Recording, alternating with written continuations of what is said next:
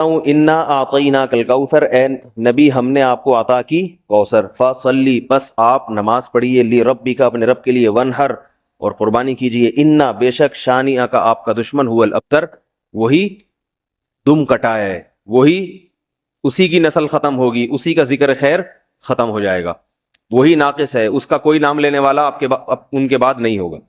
سمجھ رہے ہیں بات کو؟ اس صورت کا میں شان نزول بتا دیتا ہوں آپ کو، کچھ اس کی فضیلت کیا ہے اور اس کی تفسیر کیا ہے، یہ آپ کو تحریری شکل میں مل جائے گی، لہذا لکھنے کی ضرورت نہیں ہے، ٹھیک ہے؟ جیسے سورہ فلق اور سورہ ناس کا خلاصہ مل گیا نا آپ لوگوں کو، کس کس کو ملا ہے؟ سب کو مل گیا؟ آپ کو نہیں ملا؟ نیٹ سے دیکھ لیں، مل جائے گا انشاءاللہ۔ کب سے بھیجا ہوا ہے؟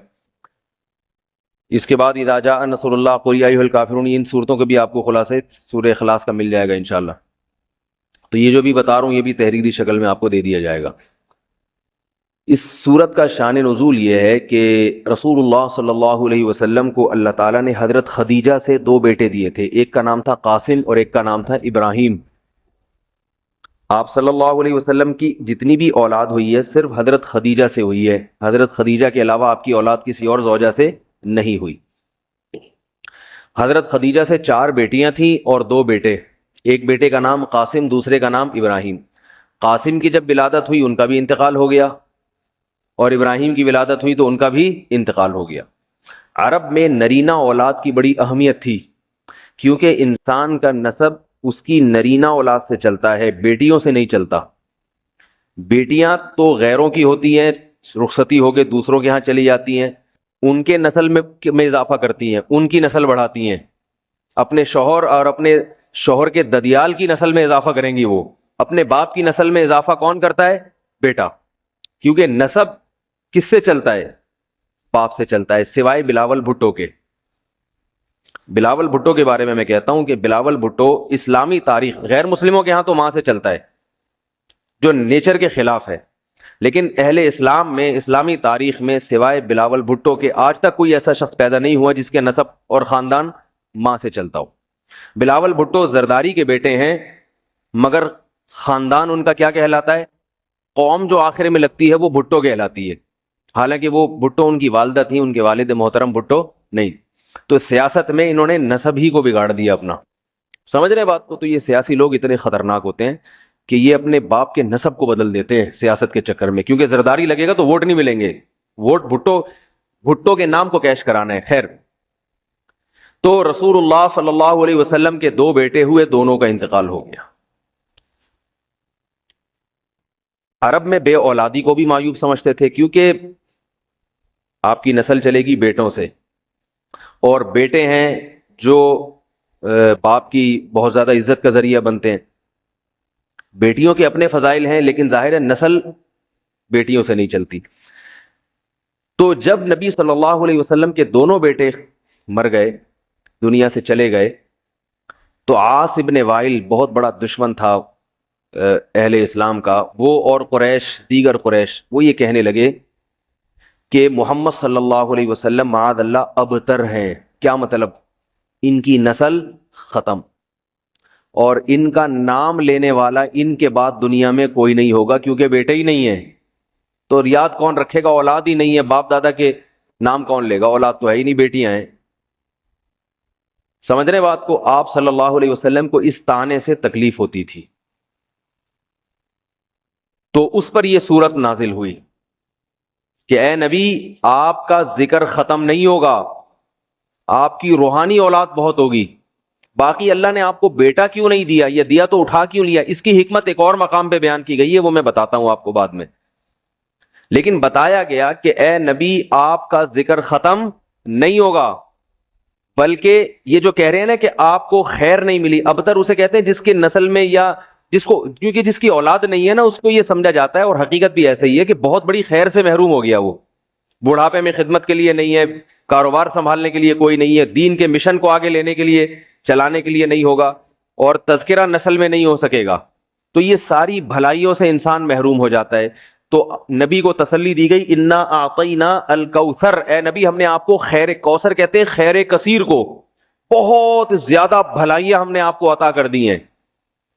کوثر سے نہر کوثر تو ہے، لیکن کوثر کا جو لغوی مطلب ہے، ڈکشنری میں جو مطلب ہے وہ کیا ہے؟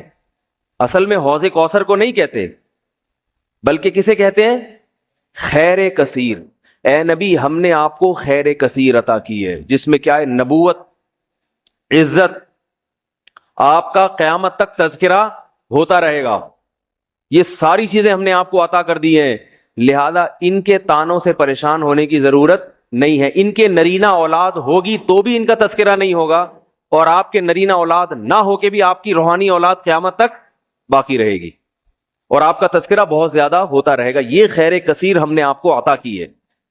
پھر اسی خیر کثیر میں سے ایک خیر حوض کوثر بھی ہے، جس کا نام کوثر اس لیے رکھا گیا کہ وہ ایک پانی کی نہر ہے جو نبی صلی اللہ علیہ وسلم کو قیامت کے دن دی جائے گی، اور آپ صلی اللہ علیہ وسلم خود بھی اس سے پئیں گے اور اپنے امتیوں کو بھی اس سے پلائیں گے۔ اس پانی میں بھی اللہ نے خیر کثیر رکھی ہے۔ وہ خیر کثیر کیا ہے وہ ابھی انشاءاللہ میں بتاؤں گا۔ تو اس کا مصداق یعنی یہ آیت منطبق ہوتی ہے حوض کوثر پر بھی، ٹھیک ہے؟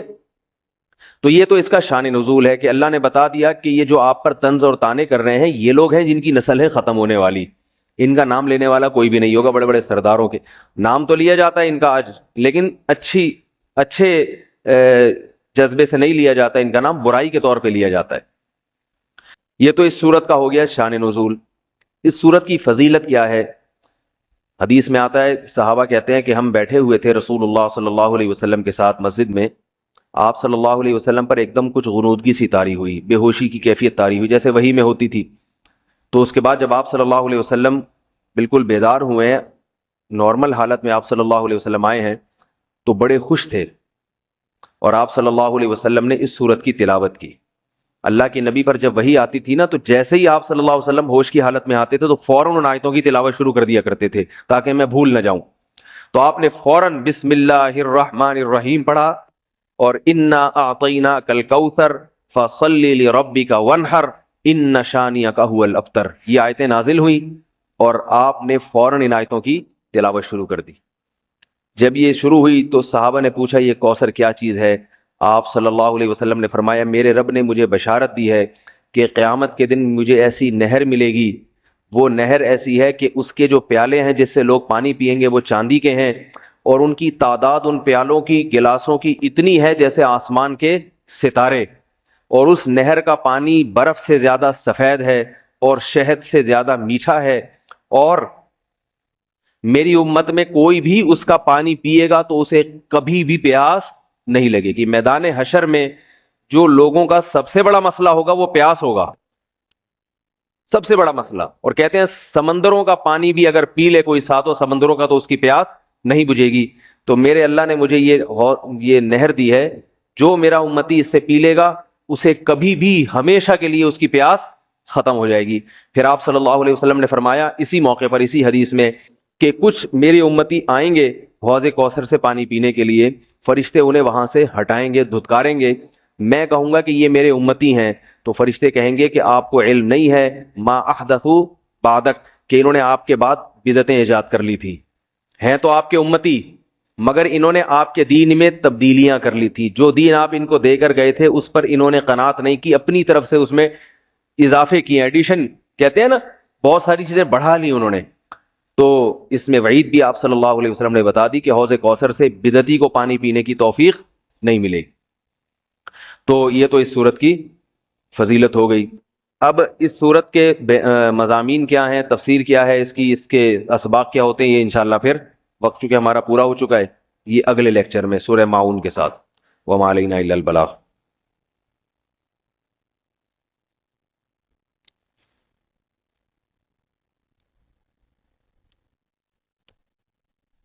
لاؤ بھائی برگر اور کولڈ ڈرنک وغیرہ کا بھی انتظام ہے۔